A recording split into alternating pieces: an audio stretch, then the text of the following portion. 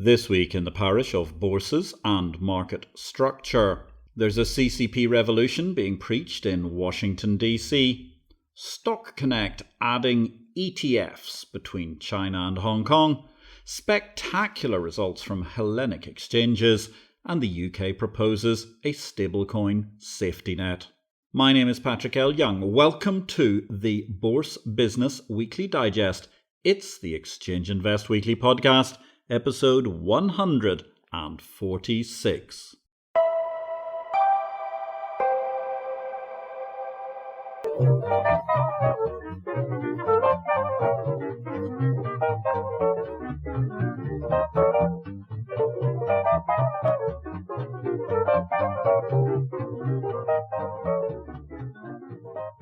Good day, ladies and gentlemen. This is a very brief reduction of highlights amongst the key headlines from the week in market structure.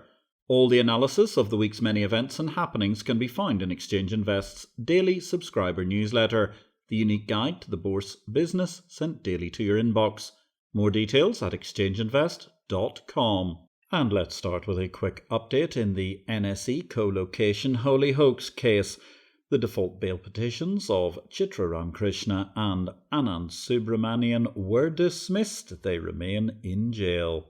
Over in London, SIBO, they signed a joint agreement with various EU market associations, 3 European trade associations no less, along with the exchange operator SIBO, have agreed on the key principles that could help create a consolidated tape. An interesting addition to the consolidated tape saga. AFME, AFAMA, and the German Funds Association have done their version of a Martin Luther for the consolidated tape concept, albeit nailing 11 as opposed to 95 principles to doors. And indeed, they didn't nail them to a door, they made them available by a quaint download, because of course, nowadays, nailing things to anything is just very bad ESG. On a brief glance, the whole thing looks like common sense stuff, but then again, so did the FASE proposals of last year, and the EC maxed their low latency feed to dismiss that, frankly foolishly in our humble opinion.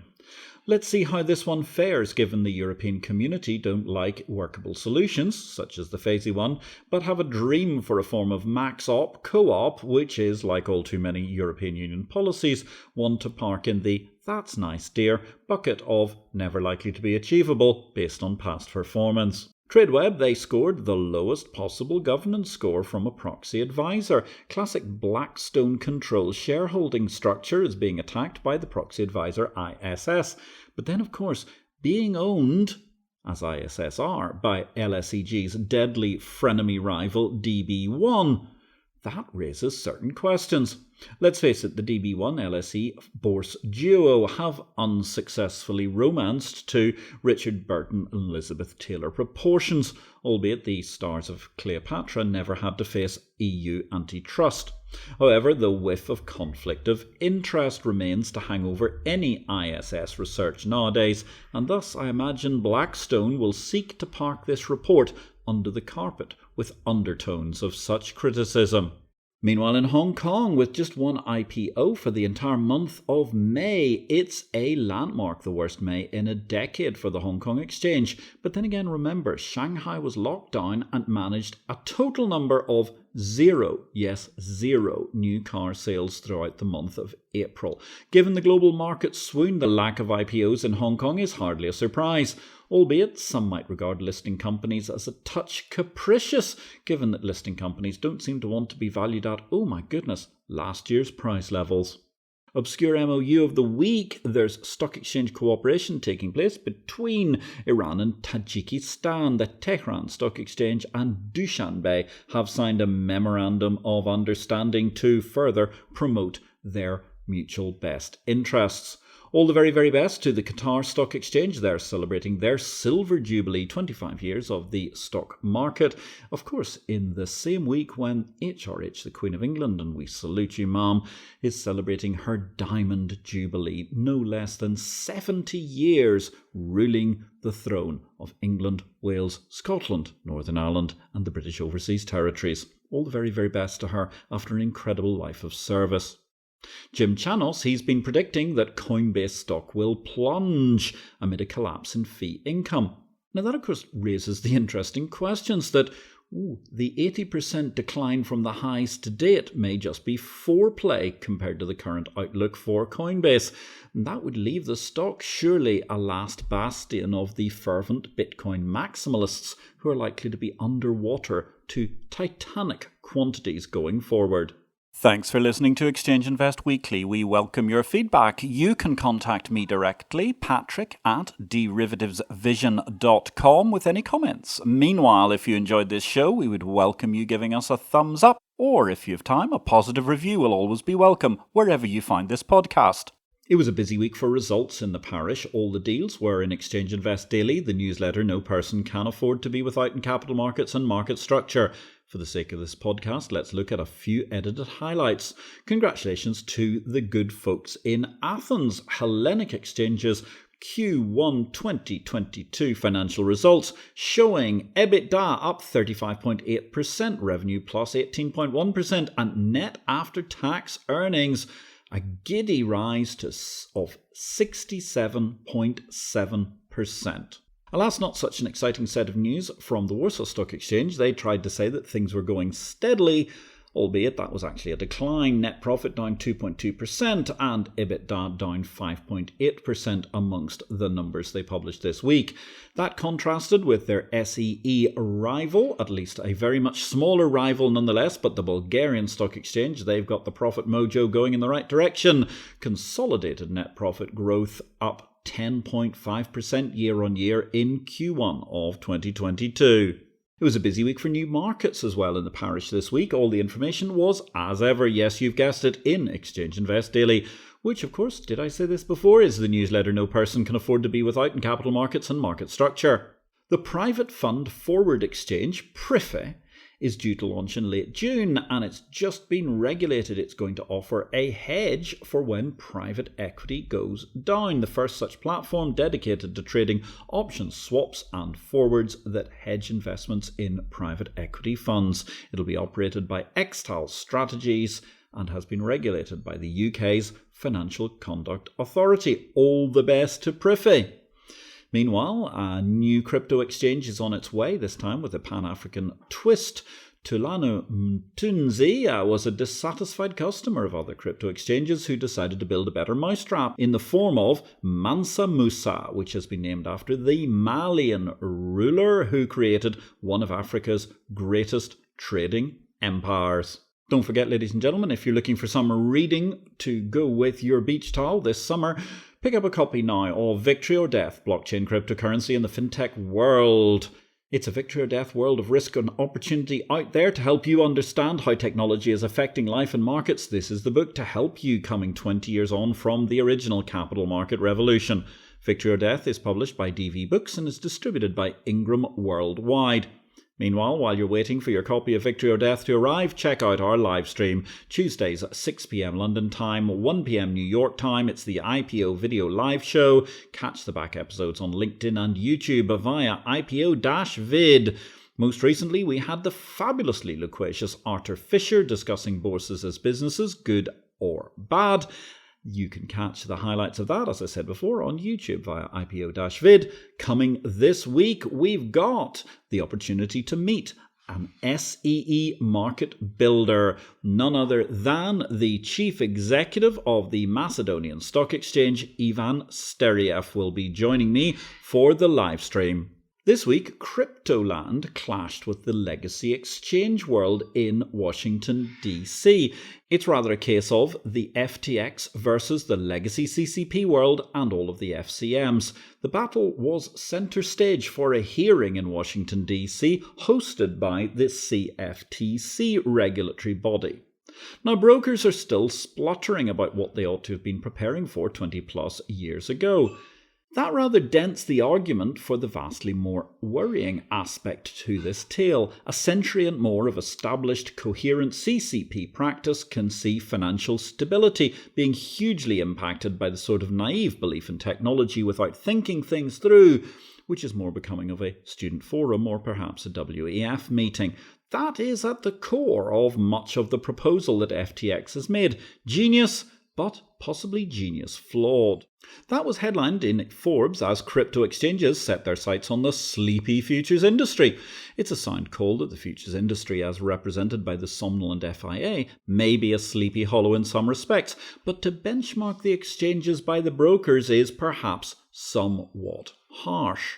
The framing of the whole debate as the new thing versus old bad Wall Street has some resonance amongst the relatively uninformed, like this Forbes correspondent.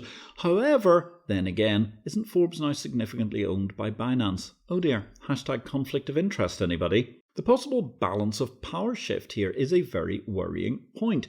Then again, the brokers were foolishly seeking to keep their divine right intermediation above all else when that has become broadly irrelevant in the modern age. Here, definitively, the FIA are a sleepy hollow for FCMs, and they even remain resentful, it seems, bristling at the messenger.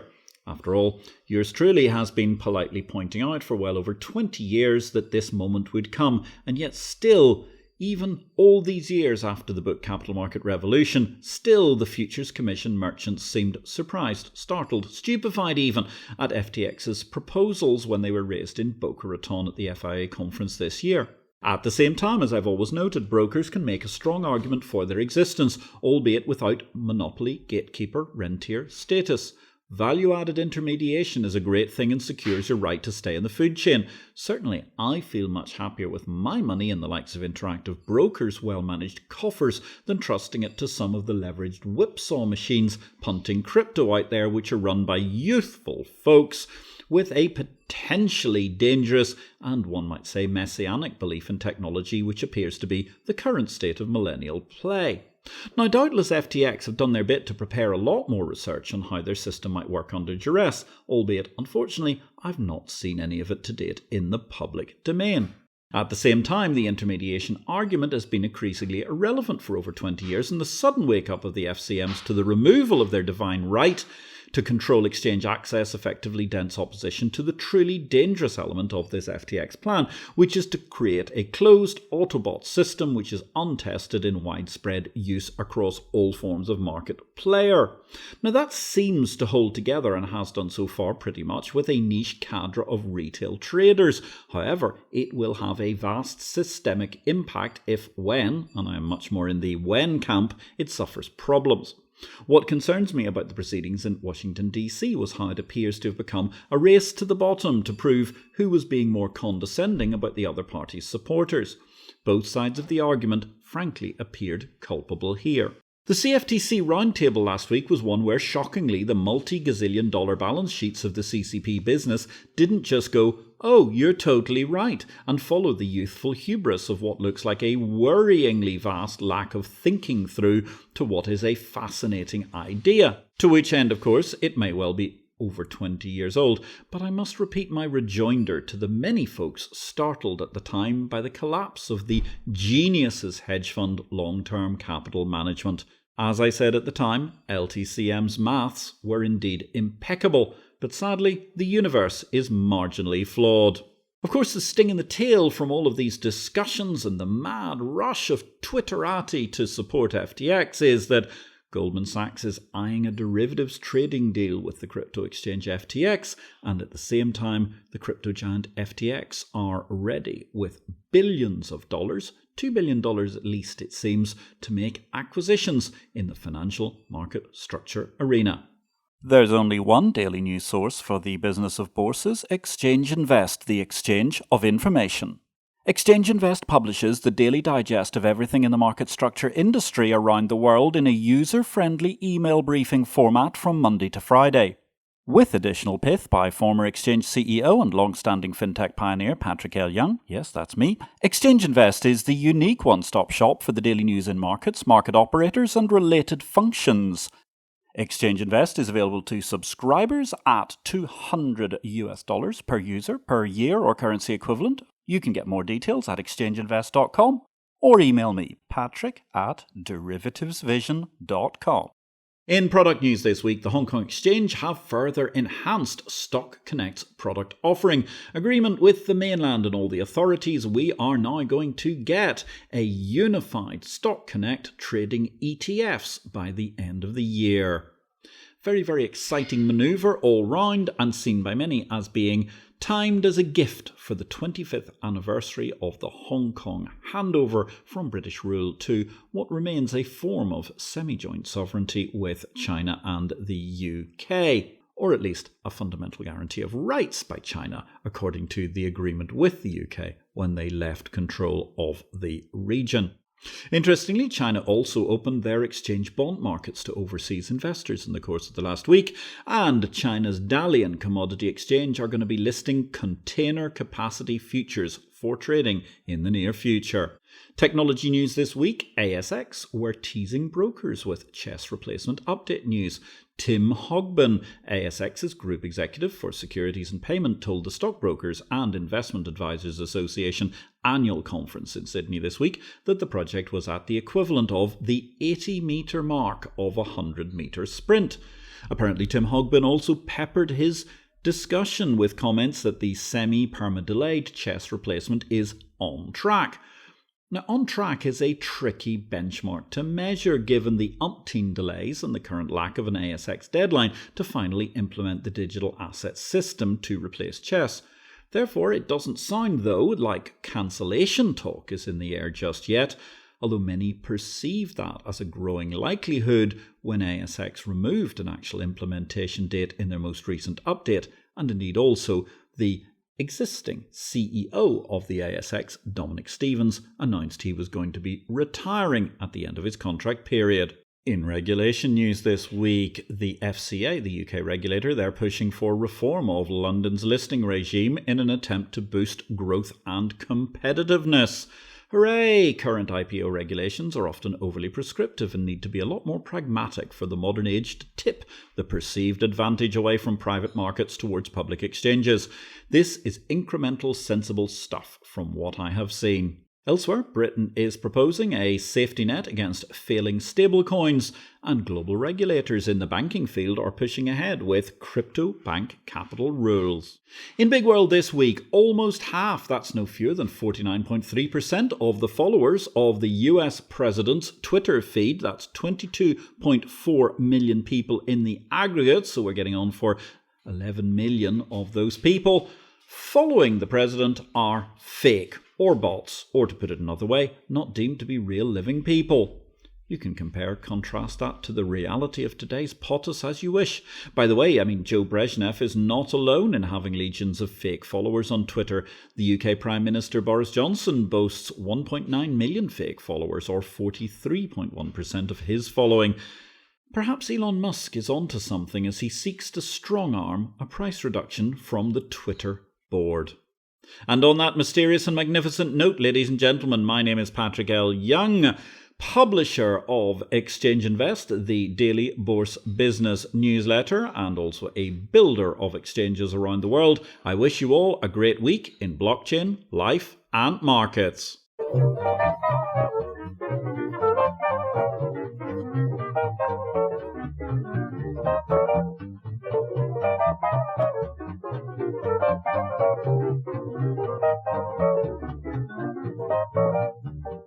This show relates to the business of bourses. It is not to be construed as investment advice, nor are we making any investment recommendations. Please consult an investment advisor before you make any investments, and for goodness sake, do your due diligence and do not make investments without complying with the regulations in your home state. Exchange Invest cannot be held responsible for any investment decisions made as a result of our program, which is for entertainment purposes only.